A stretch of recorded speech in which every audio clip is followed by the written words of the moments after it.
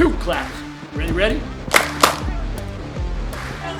Hey, it's Coach John Beam from Laney College and the Coach John Beam Ready podcast. And I got my boy right here, Nashon Wright. 2 claps. Ready? What's up, baby? Thank you for joining me. What's going on, Coach? Well, first, it was great to see you and your fiance today in person in Oakland. And now I'm doing a podcast with you on my Zoom in Dallas. You're in Dallas, boy. Modern technology and fast flights, huh? Yeah. I bet. Look at you tired. You're jet lagged, huh? I'm not really that tired. I took a nap before I got on the plane, and then I napped while I was on the plane. So. All right. So, look, everybody wants to know, I want to know, when you got that call, not when your name showed up on the screen, but when you got the call that said the Cowboys were going to draft you, what were you feeling? What went through your mind? I honestly didn't know what to feel, just because when I got drafted, it was at the end of the night. So it was getting to the point where it was kind of like, I probably have to wait till tomorrow. So just sitting there watching, and all I remember is Denver's pick was in at 98. And I was watching it said Denver's pick is in. And as soon as that happened, my phone rang, and it's a Texas number. And I want to say, I don't know if it was Fort Worth, I don't know what it was, but I know it was a Texas number. And I was like, oh, damn. I got up, I ran off because all my family was there. And then it was like a lady picked up the phone, and she was like, well, I'm going to put you through to Jerry, Mr. Jerry Jones. And after that, like, I was just all over the place. Like I didn't even call him Mr. Jerry Jones. I called him Jerry on the phone. I was excited. And then what did your mom do? My mom was just running around yelling. She lost her voice. Everybody was just happy for me, especially probably her and my grandpa were probably the two most excited. Like my grandpa cried, and I thought I was gonna cry, but I didn't. Maybe just because when at that point when I got to the point in terms of when I declared for the draft, I kind of expected to be drafted, and I had always prepared for it. So maybe that's why I didn't cry, but it was definitely exciting just to be able to have that happen and go through that whole process. So I know you and I text when that happened, right? And I said, hey, your dad would be proud of you, right? Tell us a little bit about, what you think if your dad was there with you that day, what would he have said to you? What would have been his first words out of his mouth? Probably, I love you. Like my dad would have probably just been happy. And then my dad's a 49ers fan, so probably after it settled in, he would have probably been like, God damn. My dad, he would have been, ecstatic. Like, I know my dad loves football. But yeah, my dad would have just been, yeah, it would have been crazy. But he was there, in spirits, before the draft, like in the morning, I prayed, and just asked him to just be with me throughout that day. So I know he was there and happy. My grandmother was there, his mother and his older sister, my auntie was there. So it was definitely good for them to be there and kind of experience that with me. Well, I can tell you that your dad is always going to be, he's a part of you, right? Every day. And so, I think that he was definitely there, but he's still with you every day. I go back to that time, I went to your house and knocked on that door after, I found out your dad had been killed, right? And I'm like, and you sleeping in? It's like 10 o'clock in the morning. Like, dude, you weren't even ready to wake up. And I said to you, what would your dad want right now? That's all I had to say to you. I don't think you ever missed again. Never. And I never miss a practice unless you let us go to the court dates that we. Yes, absolutely. I never missed after that. No, and I tell people this all the time, right? So when you made it to the league, or you got drafted, you're in the league, and everybody's all this. I said, but you know what? This man has been working for it for as long as I've known him. I haven't known you forever, but the work that you put in. People think you just like it just happens overnight. Oh, I'm in the league. You know what I mean? But how much work did you have to put in to get to Oregon State? People don't understand.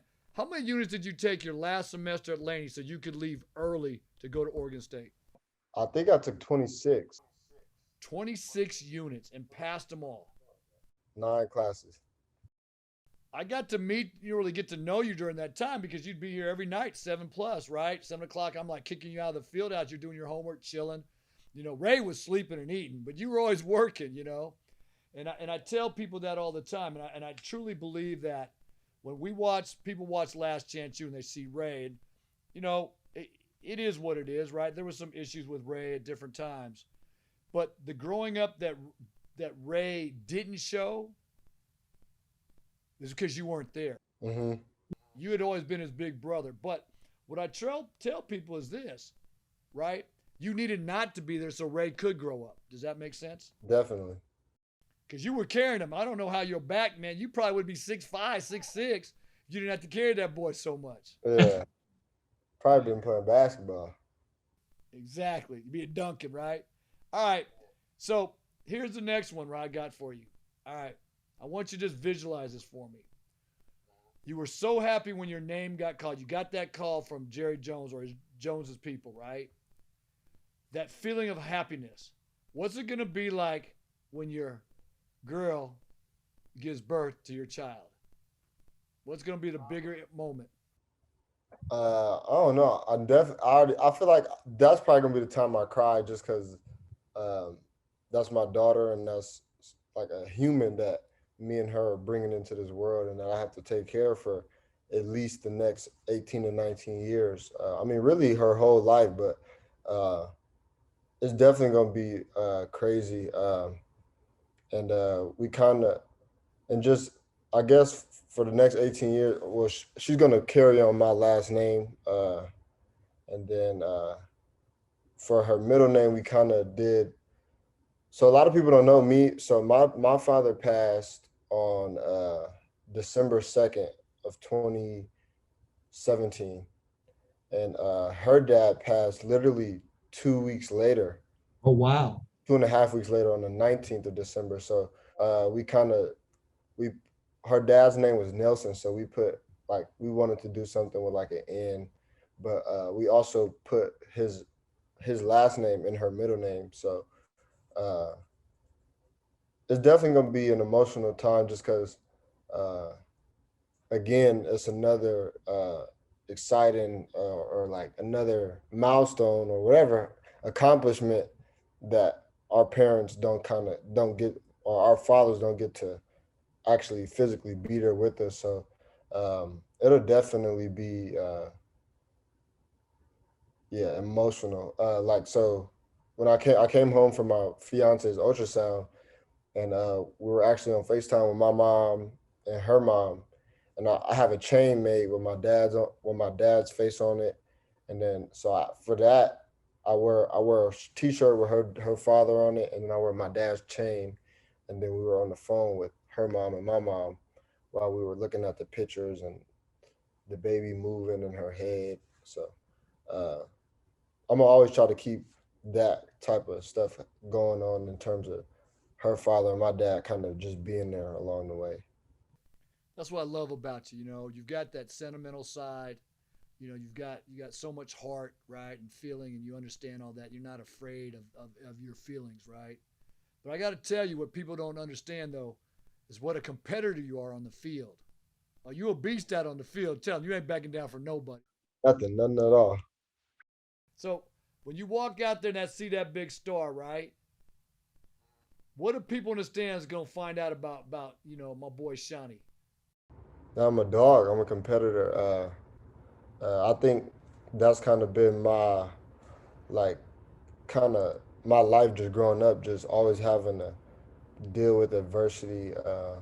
Whether when I was younger, when my parents split and kind of having to deal with that, or when my dad passed, or just anything, having to go JUCO and go to 3 different schools and just bouncing around, and finally getting to find a home in Laney and then driving from Stockton to Oakland every day. And so uh,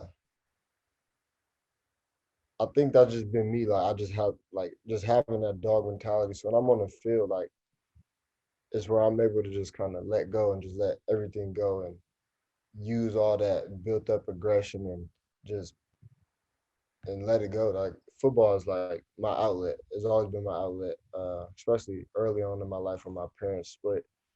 Just being able to go play football kind of took me away from all of that just for those 2.5 hours or whatnot. When you snuck over here to Oakland, play for the Warriors, East Bay Warriors, right there in West Oakland, part of the town, man. I tell everybody, like, everybody be claiming, oh, he's Palo Alto, man. That boy got his roots right here in Oakland, baby. So, but I mean, yeah, I mean, uh, East Bay definitely. If it wasn't for I mean, East Bay is a big part of my like football career. Like, I swear I spent most of my Pop Warner playing at because I did a year and a half with playing football in East Palmetto. Because my mom took us out of the program like halfway through not even halfway, maybe like the first game after the first game, and we end up going to East Bay because Amari and his dad we had known them like a couple years prior because we ran track with Amari in Union City, so we had always been close. And then once my mom took us out of the program, Amari's dad Darrell brought us over to East Bay. So then we used to catch rides with Amari and his mom, or vice versa. But yeah, East Bay played a big part in my life in terms of football. Went to Florida twice, and my second year going, we played in the championship game and we lost to a team from Maryland. But yeah, uh, I think I kind of got my toughness from East Bay because I mean, yeah, That's right. everybody everybody like a couple kids from East Bay that I kind of grew up with. Um, a lot of them went Division 1. I mean, not everybody makes it to the league, but a lot went Division 1. I didn't play with Johari K, but he played up because Johari was big when he were younger, so he had to play up. But yeah, I played with I played with a bunch of people. Yeah. So look, think about this, right? You're in camp right now, or you're with the Dallas Cowboys, right? And you're battling with other guys for positions, whether you play at corner, the DBs, the receivers. And you got these guys from all these pedigree schools, like the Alabamas and the LSUs and all that, right?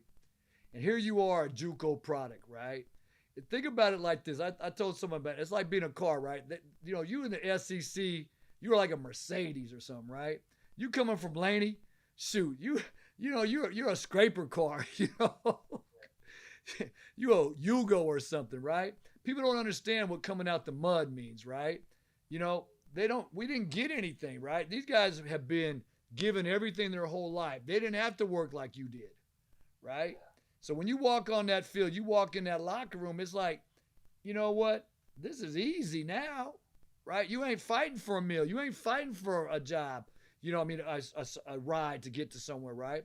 Or in the case when I found you're not sleeping on the floor of the couch at Amari's house, right? So you don't have to go to Stockton, or you're not having to drive 2 hours. You think one of them guys could handle going to 2 hours every day and go play? Shoot, you got it easy now. You got chartered jets. Shoot, we riding buses everywhere. So it's a big difference. So, all right, I asked your brother this, right? So I'm gonna ask you. You watched the Olympics this summer, right? I know your camp was starting. Your Olympics come in. If you're Olympian, what sport are you Olympian? What will we see Shawnee doing right now? Nahshon, the Olympic. What would it be?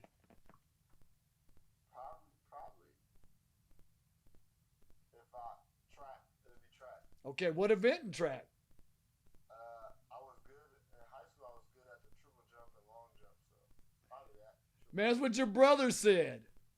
Yeah. But wait a minute, you can run. Well, football speed and track speed totally.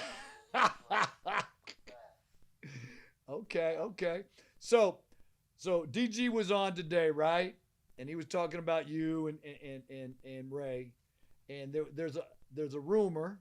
I can't deny or confirm this rumor that there's a bet going on with a one and some comma and three zeros on a time.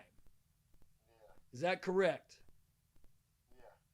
And so, are you betting that your brother can run a 4-4 better, or are you betting against your brother? I'm betting against him. Oh, okay. Where's the brotherly love?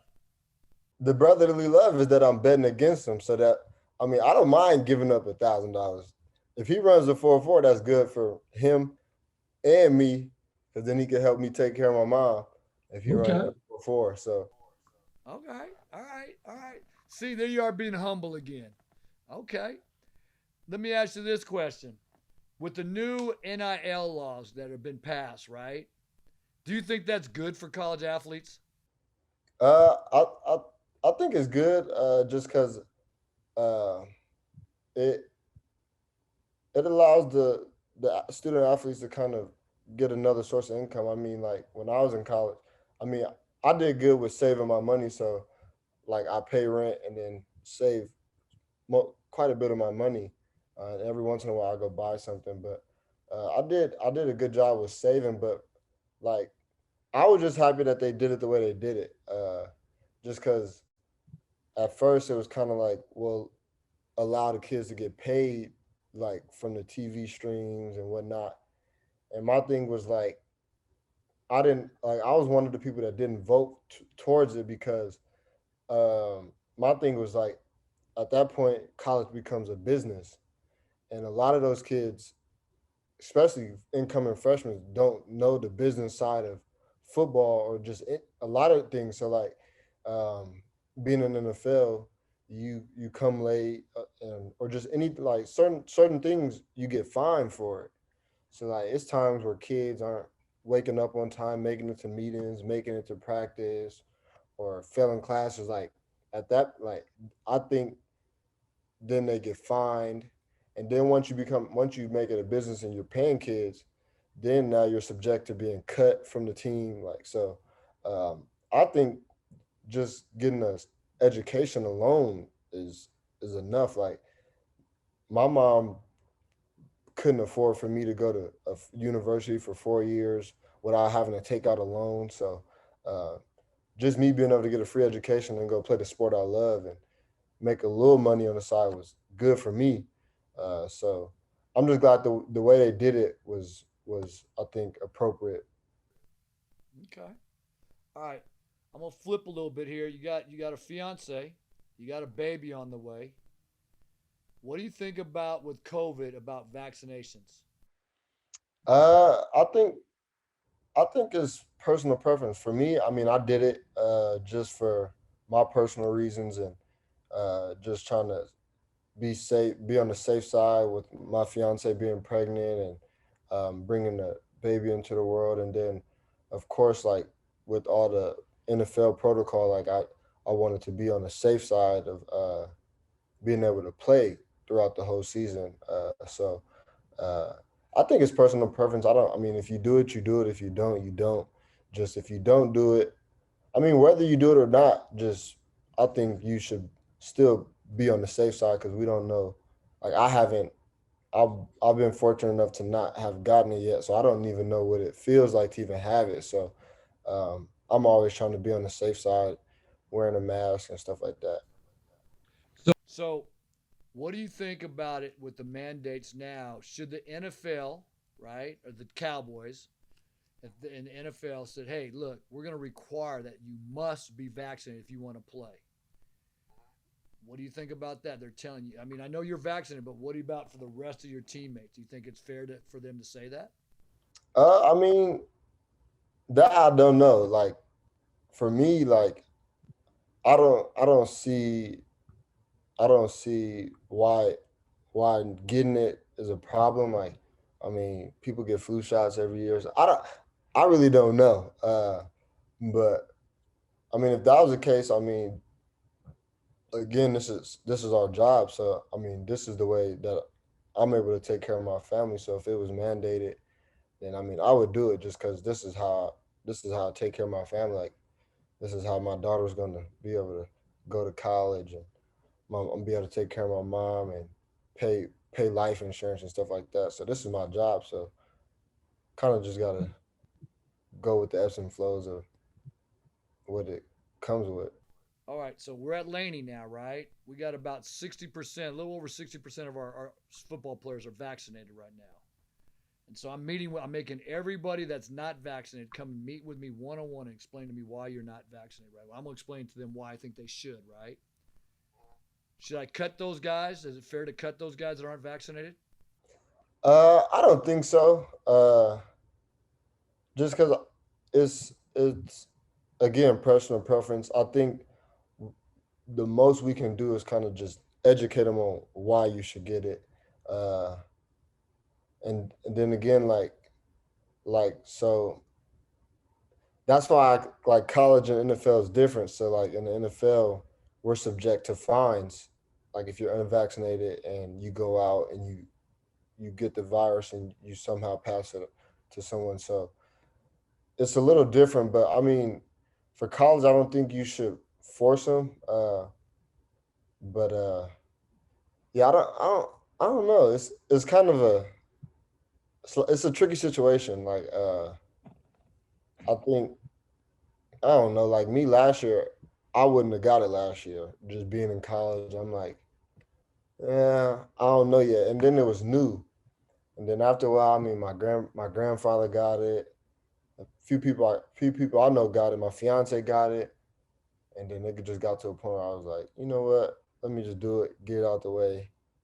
But I don't. I mean, I don't think that should be a reason why you should cut a player that they didn't get the vaccine. Okay. Now, if you mandate it, then you mandate it. If you, but I mean, I Okay. don't know. All right, all right. You know, we'll leave it with I don't know. I get that. So here we go. You're playing. You guys open up against Tampa Bay. Is that correct? Yeah. All right. Tom Brady goes back to throw. Right. He's gonna throw. He's trying to throw timing out. And you read it. You know it's coming. And you break on the ball. Right. And you pick sixed it. You gonna pick six it. What you doing in the end zone? We got a celebration already ready. No, I don't really celebrate just because I like to celebrate at the end. Just because me, I'm a humble football player. So like me, I know with the position I play with, there's good plays and there's bad plays that happen. So I try not to get too high, but I mean, of course, I'm gonna do a little something, but I ain't gonna go over the top. What I will do is keep the ball, though. I'm gonna keep that ball. Okay. So we ain't got the secondary doesn't have something choreographed. You ain't been working on something. Jump, do popcorn or whatever it is. Superman. What we got? We ain't got nothing going. Nah, I mean, we might have a party in the end zone. Everybody running the end zone. Okay. Okay. All right. So let's flash back. Right. Let's go back to 2018. Right. Laney College on a run. Right. You pick six at Laney. You know you have right. You getting in there. You stepping, and it's you and your brother Ray. And it's okay. I'm not gonna cuss you out and cut you, but it's okay to celebrate. Will the two of you have a choreographed dance for me? Well, you already have one figured out, or no? You still be humble. Uh, it depends. Like if I get to pick, I'm more on the humble side. Ray get it. Ray might. I don't. Ray. I don't know what Ray.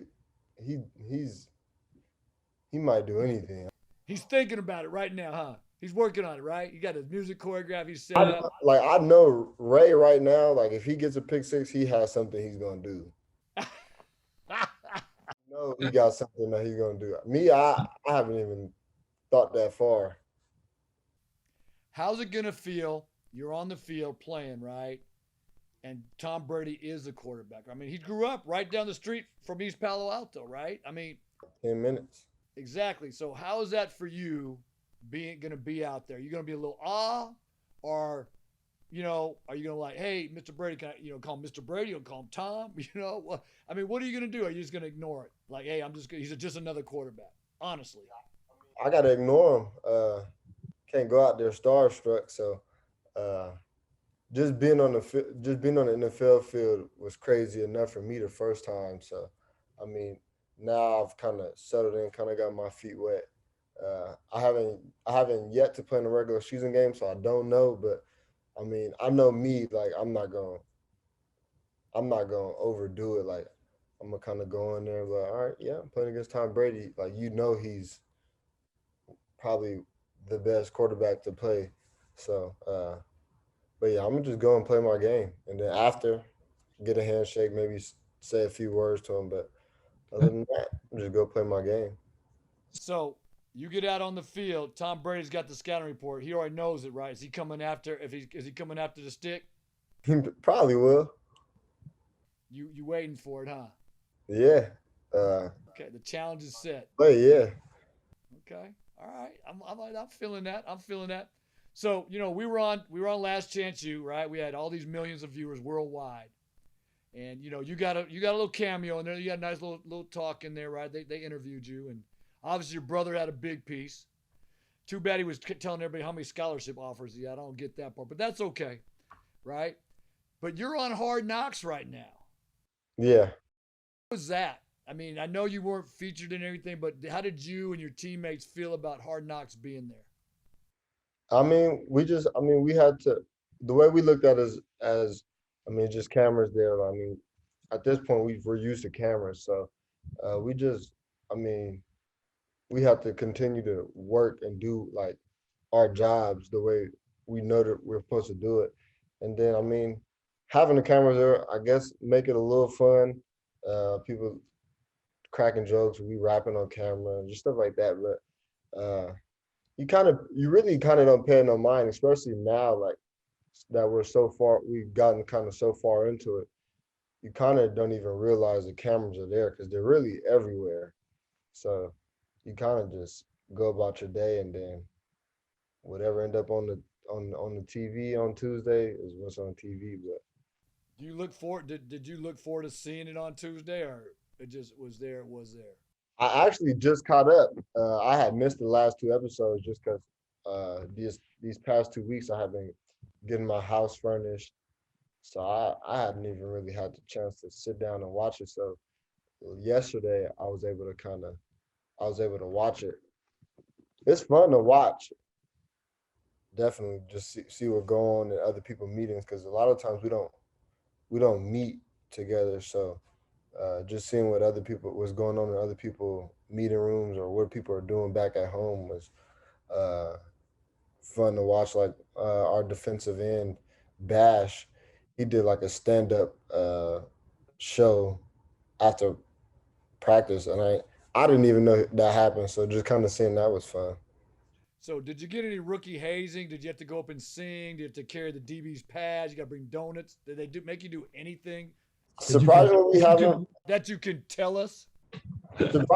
Surprisingly, we really haven't had to do anything. I mean, well, we for the DBs at least, we we've had to go on we probably went on like 3 snack runs and got to make sure that the snack our defensive back bin is full with snacks at all times. And then when we were getting ready to go to Arizona, I I spent about $300 on Popeyes. I had never done that in my life. I had like 5 trays, so like 20 drinks and like 10 bags. And luckily, these two gentlemen gave us a ride and allowed us to put the food in their car because at that where we were in Oxnard, so there were no Ubers in town. So the guys there gave us a ride. So, but yeah, that was the most I've done was. Man, come a long way where you can spend $300 on Popeyes, huh? No, we definitely split the tab, but still 80. I've never spent $80 at Popeyes. So, uh, yeah, Hey, I hear you. I hear you, brother. I mean, that's kind of an interesting deal. So, I'm real proud of the locker room we have at Laney. I think it's big time locker room, right? But now you're in the Cowboys locker room. Do I even stand a chance? My locker room stand any chance. nah.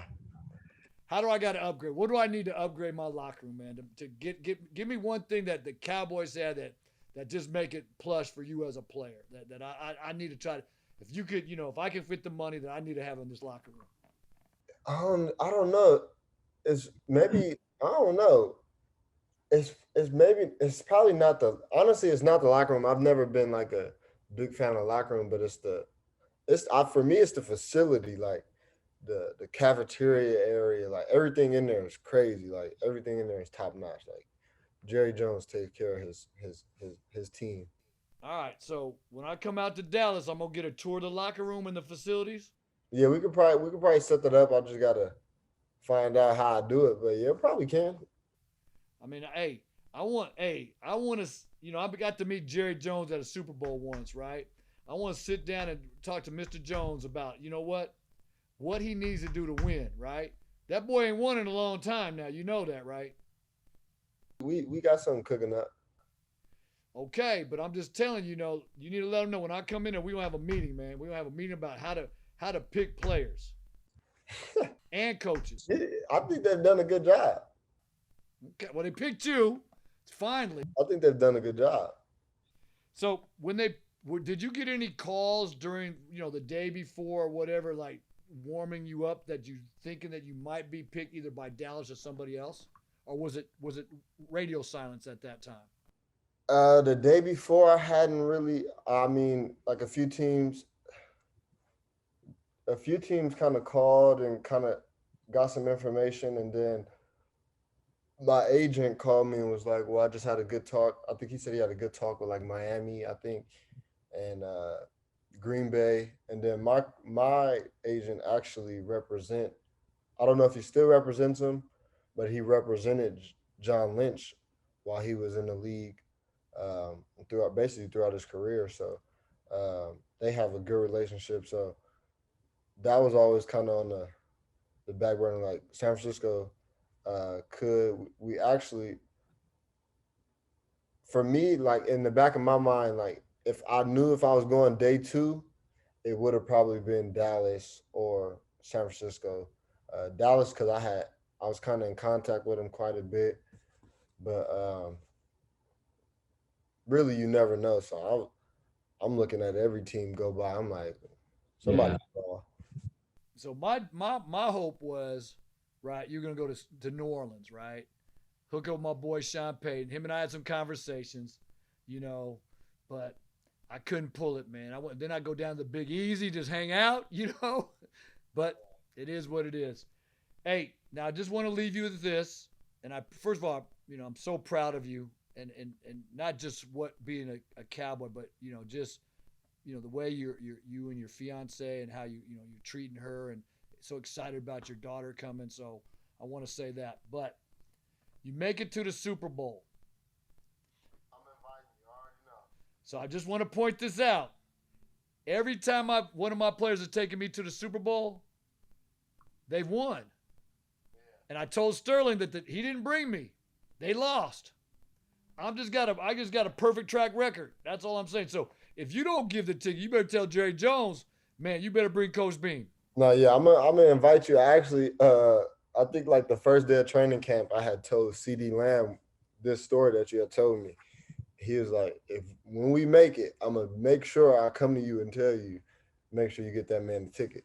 So yeah. I tell you, it is. That when you go to the Super Bowl, and this is what's going to be really good because your girl's going to be a big part of it, right? It is so important that you have someone handle the other stuff, right? So you can concentrate on the game, and that's one of the reasons they bring is a 2-week gap, right? So that first day or two they tell you get your stuff in order so you don't get bothered. Yeah, and that's why I love my agency. We have people that kind of take care of us in terms of that, where I really don't have to. No, you're going to have every coach that ever had that might even have coached the team you played against thinking they should get a ticket, right? And I don't try to, and let me just say this, I don't bother the guys. They call me and I'm fired up about it. And I always tell them, look, I'm just glad that you asked, but you can give that ticket because I don't want no family problems, right? But I do know that the reason you're there is business, right? And stay focused on it. And it is something that I think that you never take for granted, right? Because people go, like Sterling went as a rookie, started as a rookie. And I think he thought that, wow, this is so easy, it's going to happen again and again, right? He's never been back, right? And so those are the types of things that occur. And I think when you get there, it is a special moment, right? But you can't lose focus of why you're there, right? And it's kind of a tough thing, you know. Look, I know it's late. You're tired. I really appreciate you coming on. You know, I'm always going to believe in you so you can believe in yourself. But more importantly, you got so many people that believe in you. And it's because of how you carry yourself. And you need to be proud of that, right? And I know that when you get that chance on the field, I pray that Tom Brady doesn't try to pick on you because the results may not be what he wants. You know, it may not be what he wants, you know, because you're going to show him a little bit. You're out the mud, you know, and in a lot of ways he is too. Granted, he went to Michigan, but, you know, being such a late draft pick and no one ever thought of it, you know, it's a similar thing, right? For you that people didn't believe that you could make it this far. I knew you could. As soon as I saw you, we made that move and I just saw how you worked. And then when I saw you at Oregon, you know, when you're up at Corvallis, just the things that you did, your work ethic will carry you a long way. So never forget that, okay? Yeah. All right, here we go. One clap. Ready? I love you, brother. Stay safe, stay positive. I'll see you in Tampa Bay. Well, I'm on TV watching you on TV. I won't be in Tampa, but I'll watch that game. Take care of yourself. Bye now. Thanks for watching. And don't forget to comment and to like. And please subscribe. 2 claps. Ready?